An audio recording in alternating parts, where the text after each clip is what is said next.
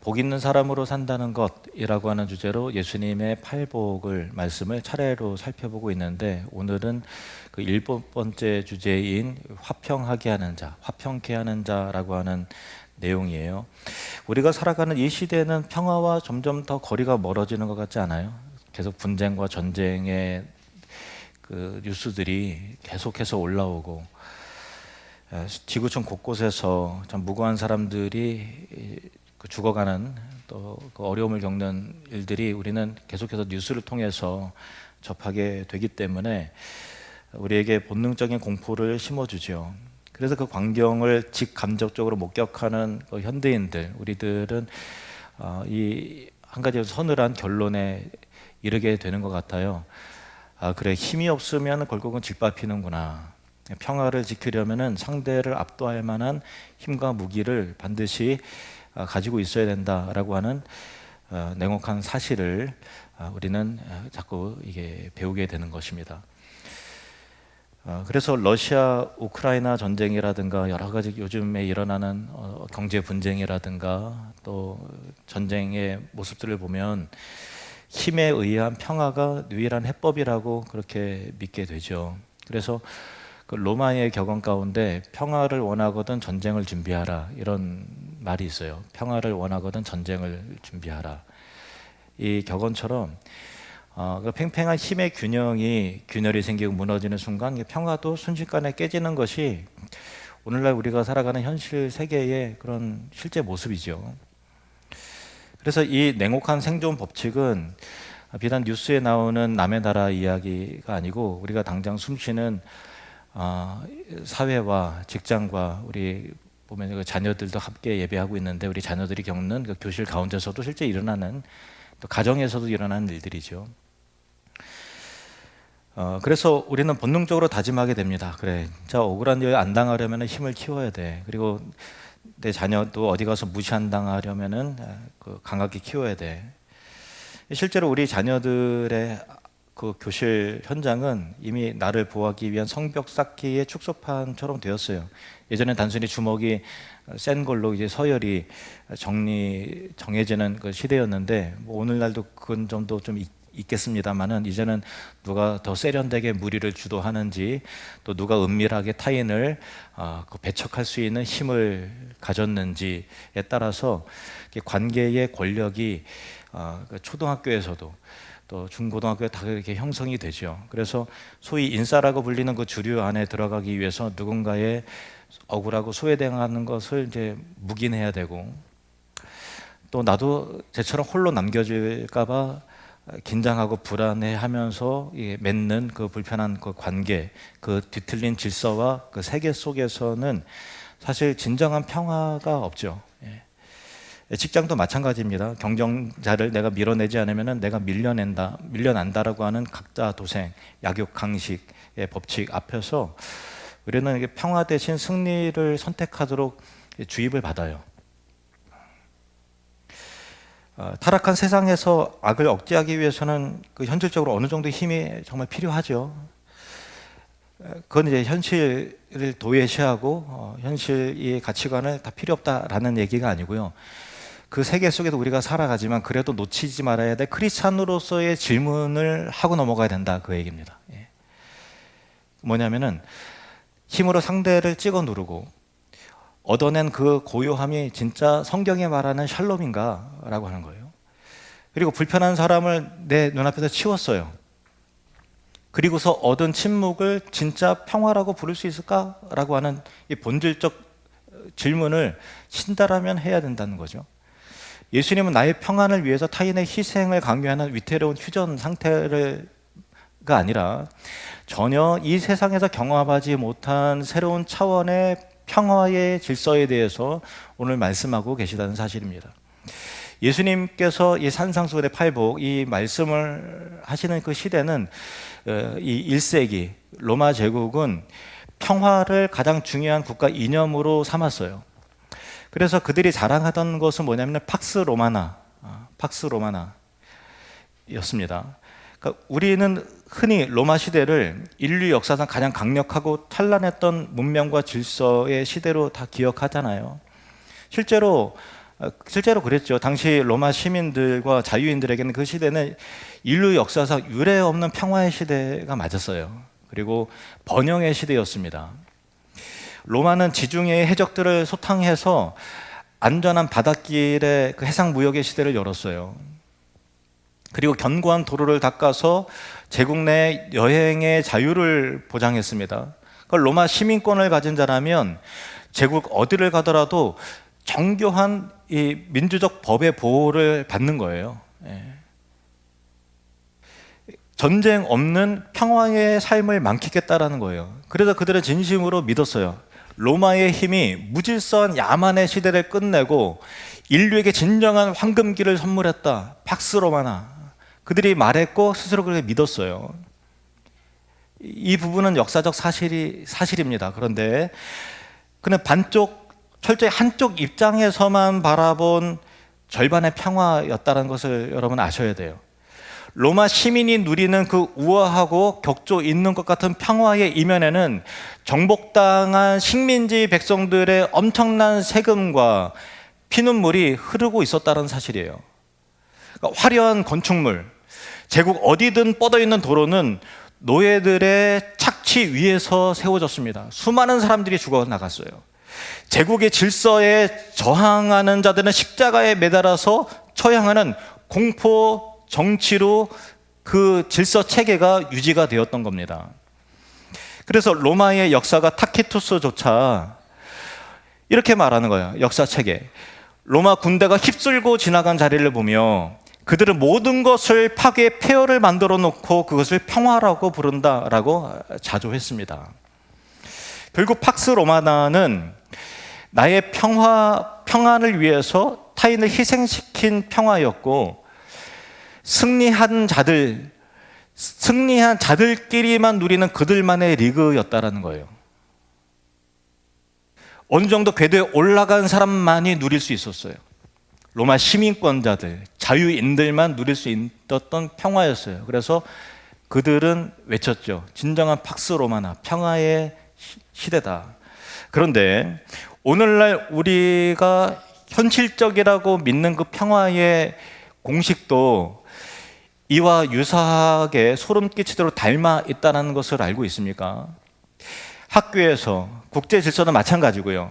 직장에서 심지어 가정에서도 우리는 알게 모르게 로마의 팍스 로마나 그 방식을 따라가요. 우리 본성이죠. 나를 불편하게 하는 사람들 은근히 따돌려서 시야에 치워버려요. 갈등이 생기면 힘이나 지위로 또 어떤 그 말로 상대를 기를 죽이고 눌러버려요.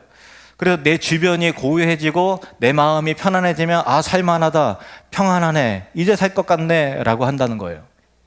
하지만 그게 진짜 평화냐라고 할 때 억눌린 자의 침묵은 동의가 아니라 체념이거나 분노로 잠재되어 있는 거죠. 사실은 내가 편하자고 누구에게 침묵을 강요하고 하는 것은 그것은 평화가 아니라 비겁한 폭력일 뿐이에요. 억제되고 잠재되어 있을 뿐이지 정말 하나님께서 원하시는 평화의 모습이냐라고 할 때 그것은 아니라는 거예요. 그렇다면 예수님이 말씀하시는 화평은 도대체 무엇일까? 헬라 원어로 화평케 하는 자, 화평하게 하는 자라고 하는 것은 갈등이 두려워서 싸움을 피하는 자를 말하지 않아요.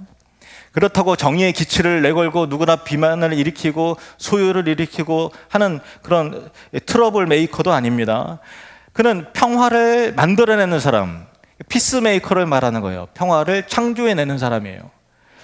이것은 가만히 앉아서 아 그래 좋은 게 좋은 거지 왜 그냥 갈등에 끼어 그냥 너만 피곤해져 그냥 그래 하는 것도 그거를 그냥 불의를 덮어두는 비겁함도 아니고 나의 정당함을 입증하기 위해서 타인을 공격하는 세상의 투쟁과는 결이 다른 거예요. 오히려 깨어진 틈바구니 속으로 들어가서 갈등이 들끓는 그 현장 속으로 다리를 놓기 위해서 뛰어드는 적극적인 행동이에요.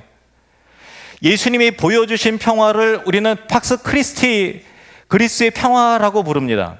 로마 황제가 로마 제국이 적과 상대를 제압하고 죽이고 갈취해서 팍스 로마나를 만들었다면은 예수님은 즉 원수를 위해서 대신 죽어요. 이 기이한 일이 일어나는 거예요. 원수를 대신해서 죽으심으로 팍스 크리스티를 만드셨다라고 하는 것이 성경에서 말하는 평화의, 화평의 개념이라는 것입니다. 세상의 평화라는 것은 결국 나의 성벽을 쌓기 위해서 타인을 밀어내는 힘의 논리가 작동되어 만들어지는 것이라면, 요즘에 국제 정세가 다 그렇잖아요. 미국도 그렇고 러시아도 그렇고 중국도 그렇고 다 그런 거잖아요. 이 세상의 평화의 논리죠.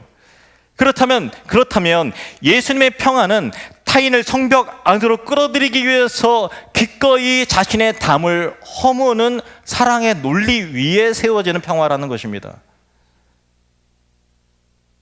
전혀 다른 얘기 아닙니까? 이것이 어떻게 가능한가? 이것은 그냥 너무 추상적이고 이게 현실적으로 가능한 것인가?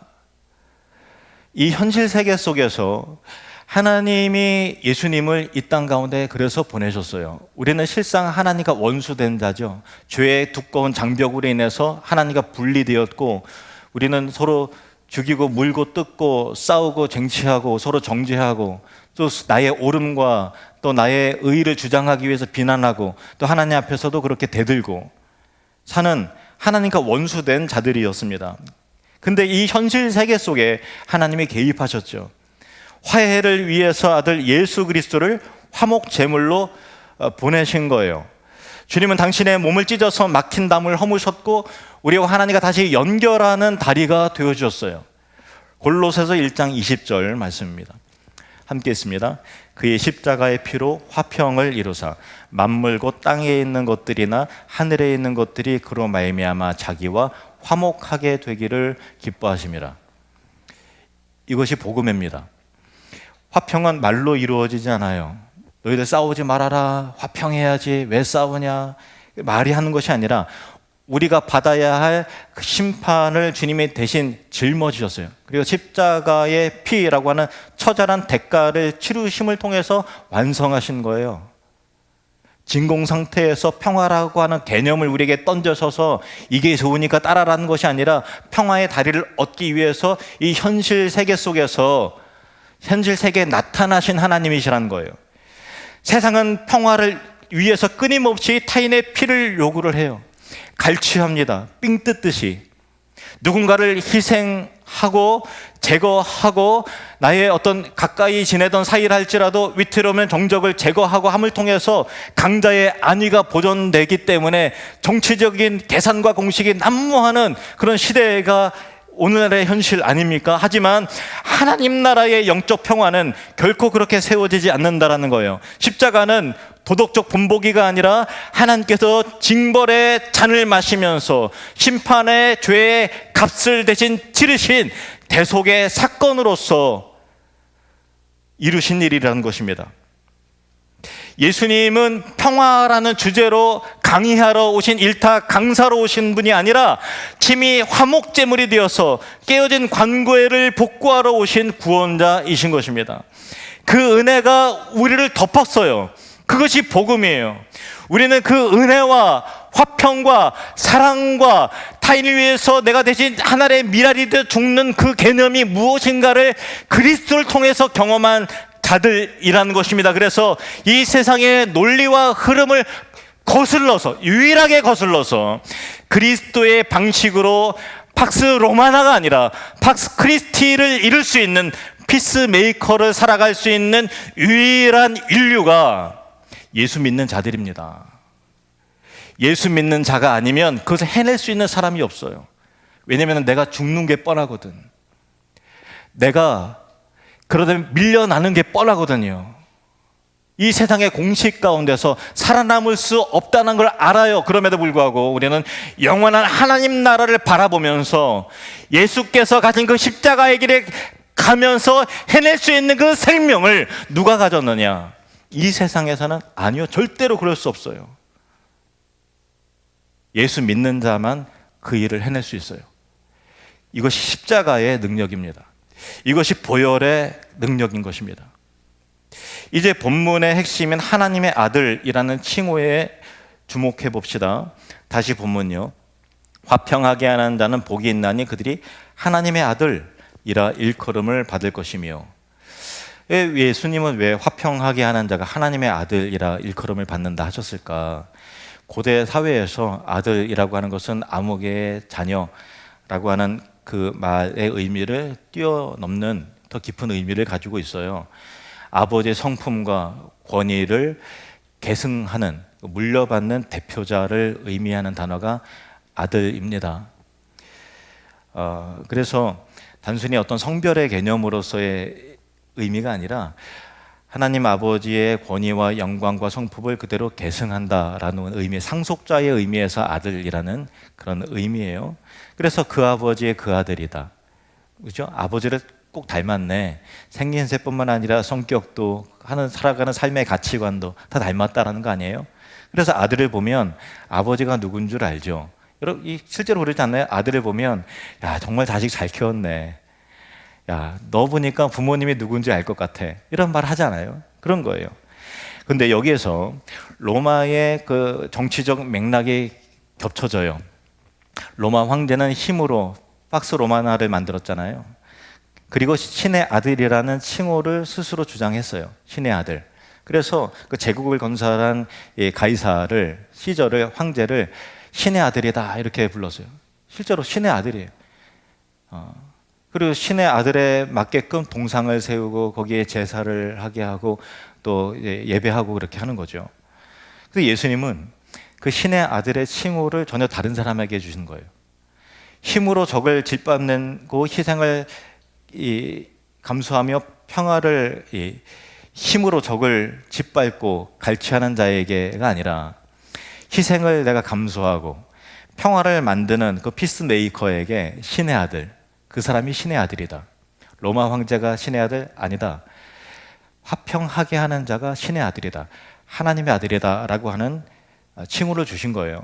그래서 우리에게는 이게 그 맥락이 잘 읽혀지지 않지만 고대 사회 속에서 신의 아들은 로마 황제를 말하는 것인데 그가 팍스 로마나를 만들었는데 라고 하는 사고체계를 전복시키는 대단한 말씀을 하고 계신 거예요.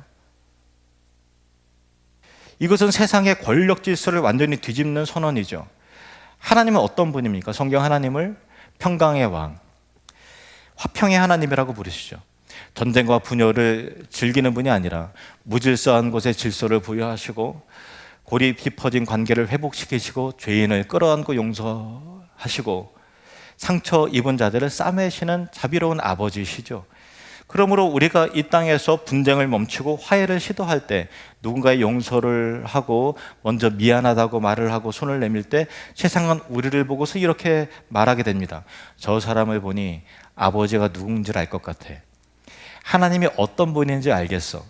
저 사람이 믿는 하나님은 정말 화평의 하나님이셔. 저 사람이야말로 진짜 하나님의 아들이다.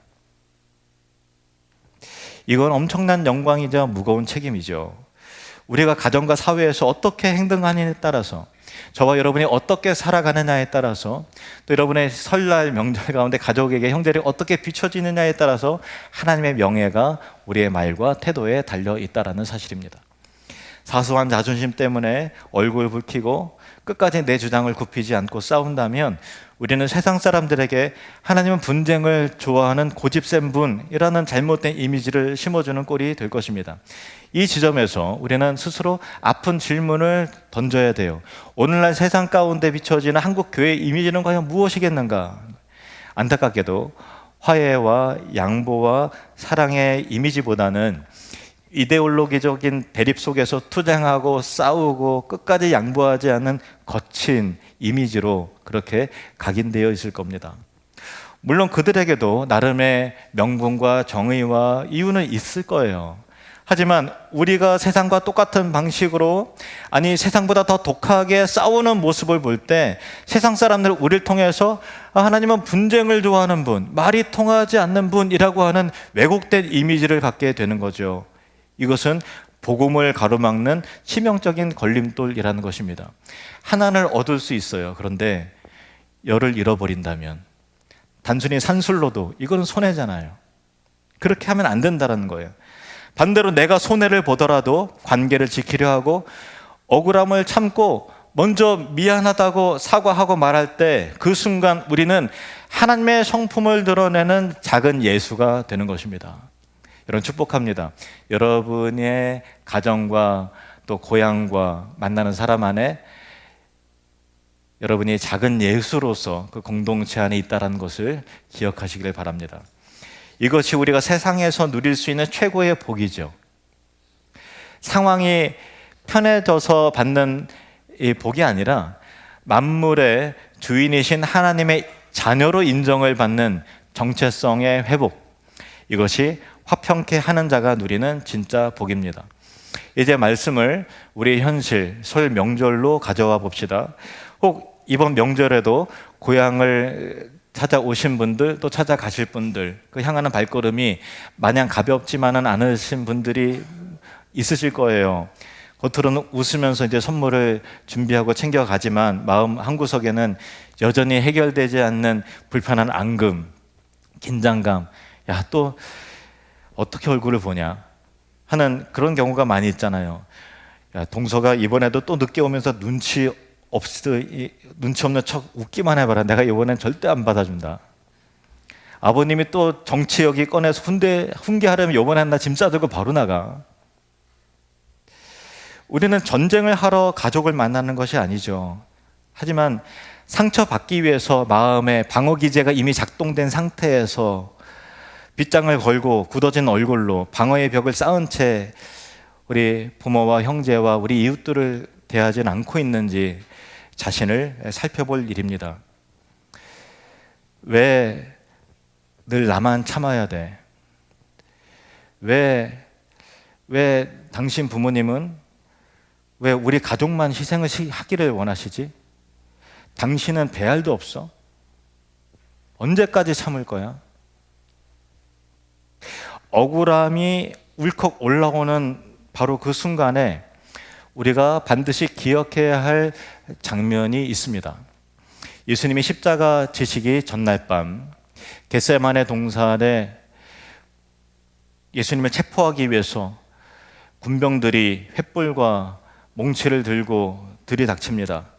절체절명의 순간 베드로가 품에 있던 칼을 빼어 들었어요. 스승을 지키겠다라고 하는 충정, 부당한 공권력에 대한 분노가 폭발했고 칼을 휘둘러서 대제사장의 종 말고의 오른쪽 귀를 베어버렸습니다. 베드로의 행동은 인간적이었고요. 지극히 또 힘에는 힘으로 맞서는 것, 그리고 내 소중한 것을 지키기 위해서 무력을 쓰는 것은 세상에 의해서 습득된, 세상이 가르쳐 주신 생존 방식이었기 때문이에요. 본능적으로 그랬던 거죠. 베드로는 자신의 행동이 정당하고 정의롭다고 믿었을 거예요. 그리고 주님을 사랑하는 것에 대한 표현이었어요. 그러나 예수님은 단호하고도 자비로운 반응을 보이셨죠. 먼저 떨어진 말고의 귀를 주어서 붙여 치유하셨습니다. 그리고 베드로에게 이렇게 말씀하셨어요. 이에 예수께서 이르시되 내 칼을 도로 칼집에 꽂으라. 칼을 가지는 자는 다 칼로 망하느니라. 요한복음에는 이렇게 되어 있습니다. 칼을 칼집에 꽂으라. 아버지께서 주신 잔을 내가 마시지 아니하겠느냐? 주님은 지금 베드로에게 이렇게 말씀하시는 거예요. 베드로야, 칼은 정답이 아니야. 칼은 상대를 상하게 해서 내가 사는 방식인데 그것은 세상의 방식이다. 하지만 나에게는 달라. 나는 칼을 휘두르지 않고 아버지께서 주신 잔을 나는 마실 거야. 예수님이 말씀하신 그 잔은 진노의 잔, 즉 죄인인 우리가 마땅히 받아야 할 하나님의 심판과 형벌과 저주가 담긴 잔이었어요. 예수님은 베드로의 칼 뒤에 숨어 목숨을 부지하려 하지 않으셨습니다. 아버지의 뜻에 온전히 순종해서 자기 백성을 대신해서 그 쓰고 독한 저주의 잔을 남김없이 마시겠다고 선언하신 거예요. 베드로가 휘두른 칼은 효력이 있긴 있었어요. 그러나 기껏해야 종의 귀 하나를 떨어뜨렸을 뿐이에요. 우리가 휘두르는 칼도 그와 같아요. 뭔가 효력이 있는 것 같아. 뭔가 제압시키는 힘이 있는 것 같아. 근데 귀 하나 달랑 떨어뜨렸을 뿐이에요. 그거 가지고 해결이 안 돼요. 될 수가 없죠. 근데 예수님께서 마시는 잔은 온 인류를 죄와 사망에서 구원하셨습니다. 칼을 쥔 자는 늘 불안하죠. 왜냐하면 칼을 가진 자는 칼로 망한다 그러셨잖아요. 더 센 칼을, 더 힘을 가진 자가 언젠가는 등장을 하죠. 그래서 전 세계 강대국들의 대통령과 통치자들이 더 큰 칼을 쥔 자가 나타나지 않도록 계속해서 제거하고 또 누르고 제거하고 하는데 언제까지 자기 자리를 지킬 수 있을까요? 언제까지 그럴 수 있을까요? 결국은 칼로 망하게 되죠. 늘 역사가 그래 왔잖아요. 늘 역사가 그래 왔어요. 그리고 그 칼을 든 자는 또 다른 사람이 나타날 때 그 칼로 망하게 될 것입니다. 그러나 잔을 가진 자, 십자가의 길을 가는 자, 하나님 아버지의 뜻에 순종해서 희생을 선택하는 자는 평안하죠. 왜냐하면 그 고난 너머에 있는 부활의 영광을 보기 때문이에요. 칼로 여러분의 가족을 구원해낼 수 없어요. 잔을 마심으로 여러분의 가족을 구원해낼 수 있습니다. 우리 삶 속에서 누군가 마음을 후벼 파는 말을 할 때, 억울한 상황이 닥칠 때 우리는 본능적으로 감정의 칼, 비난의 칼, 혈기의 칼을 뽑고 휘두르고 싶은 충동이 일어날 수 있어요. 실제로 그래 왔고 또 이번 명절도 그럴 수도 있어요. 그것으로 상대를 제압하고 내 자존심과 내 영역을 또 내 미래를 보장받고 싶은 마음이 들지요. 우리는 인간이기 때문에. 그러나 그때 여러분 축복합니다. 예수님의 이 말씀이 여러분에게 선명하게 기억되어지기를 원합니다. 내 칼을 도로 칼집에 꽂으라. 칼을 가지는 자는 다 칼로 망하느니라. 내 힘으로 나를 증명하려는 시도를 멈추고 묵묵히 십자가를 지신 예수 그리스도의 그 길을 뒤따라는 것, 이것이 평화를 만들어가는 피스메이커의 역할입니다. 여러분 기억하세요? 팍스 로마나는 일시적으로는 이루어질지 모르지만 영원하지 않아요. 그런데 예수 믿는 자는 팍스 크리스티를 해낼 수 있어요. 왜냐하면 저와 여러분의 안에 복음이 있고 성령의 능력이 있습니다. 때로는 넘어지겠죠. 때로는 칼을 휘두를 충동이 일어나고 실제로 휘둘러 왔을 겁니다. 그러나 다시 일어나서 십자가의 길을 갈 수 있는 그 생명과 힘은 이 세상 사람들에게는 없다고요. 저와 여러분만이 할 수 있다고요. 그 용서 여러분은 할 수 있습니다. 그 억울함 주님께 토로하시고 용서하세요. 여러분의 미래는 하나님이 책임져 주세요. 여러분의 자녀는 아버님, 어머님이 책임지는 게 아니라 하나님 아버지가 책임지는 거예요. 여러분 해낼 수 있어요. 팍스 로마나의 세계관에 함몰되지 마세요. 이 세상은 다 그렇게 살고 그게 상식처럼 여겨져요. 현실 속에서 살아가지만 그러나 다시 일어나서 팍스 크리티를 만들어낼 수 있는 사람은 여기 있는 여러분뿐 밖에 없어요. 예수 믿는 자들밖에 없어요. 그리고 해낼 수 있습니다. 왜냐하면 여러분 안에 복음이 있잖아요. 그리스도의 생명이 있잖아요. 하나님의 무한한 사랑이 공급될 거잖아요. 여러분 기도하고 있잖아요. 말씀에 의해서 날마다 소생케 되는 거잖아요. 그러므로 여러분은 화평하게 하는 자가 될 겁니다. 그때 비로소 세상은 우리를 보면서 당신은 참으로 하나님의 아들이군요. 당신 정말 하나님의 딸입니다. 라고 인정하게 될 겁니다. 그리고 하나님께서 말씀하실 거예요. 너는 참으로 나의 자랑스러운 아들이다. 나의 어여쁜 딸이다. 오늘 본문을 다시 한번 우리 마음에 담으며 읽겠습니다. 시작. 화평하게 하는 자는 복이 있나니 그들이 하나님의 아들이라 일컬음을 받을 것이며 이 거룩하고 영광스러운 이름으로 불리는 복된 명절, 복된 인생이 되시기를 주님의 이름으로 축원합니다.